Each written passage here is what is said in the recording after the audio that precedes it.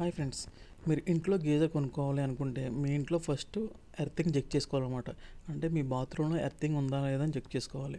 చాలామంది ఏంటంటే geyser కొనేస్తారు, earthing లేకుండా కొంతమంది ప్రాణాల మీద తెచ్చుకుంటారనమాట. అంటే ప్రాణాలు పోయేంత ఉండదు కానీ మనకు సేఫ్టీ, అంటే షాక్ కొడితే మన డేంజర్ కదా. ఎందుకంటే బాత్రూంలో వాటర్ ఉంటుంది, అప్పుడు షాక్ కొట్టిందంటే ప్రాణాలు పక్కా పోతాయి. అది ఎర్తింగ్ ఎలా చెక్ చేసుకోవాలంటే ఇలా చూడండి ఫ్రెండ్స్. ఇప్పుడు రైట్ సైడ్ని పవర్ వచ్చి హోల్ ఉంది కదా, పైది ఎర్తింగ్ అనమాట, పైన హోలు. అదే మీరు ఒక బల్బు తీసుకొని రైట్ సైడ్ ఒక వైర్ ఏమో ఫేస్ ఉంది కదా, పవర్ వచ్చింది దాంట్లో పెట్టండి. ఇంకో వైర్ ఎర్తింగ్లో పెట్టండి పైన. అలా ఎర్తింగ్లో పెడితే బల్బు వెలిగిందంటే మీకు ఎర్తింగ్ బాగున్నట్టు. అదే బల్బు కానీ వెలగకుండా డల్గా వెలిగిందంటే మీ ఎర్తింగ్ లేనట్టు. అలాంటప్పుడు గీజర్ కొనొద్దు, ఎందుకంటే గీజర్ ఖచ్చితంగా ఎర్తింగ్ అన్నది కావాలి.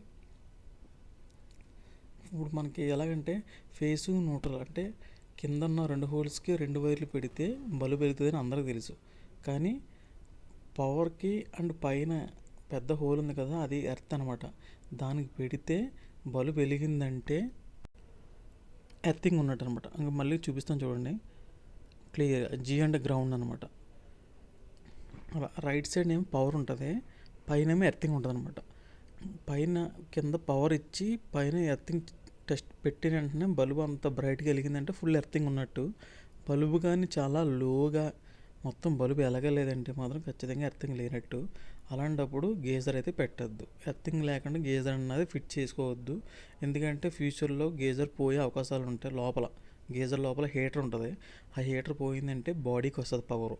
బాడీకి వచ్చిందంటే మీరు స్నానం చేసినప్పుడు మీకు మీ ట్యాప్లకి, మీ షవర్కి, మీ వాటర్కి పవర్ వస్తుంది. ఆ మూమెంట్లో ఏం జరుగుతుందో తెలియదు.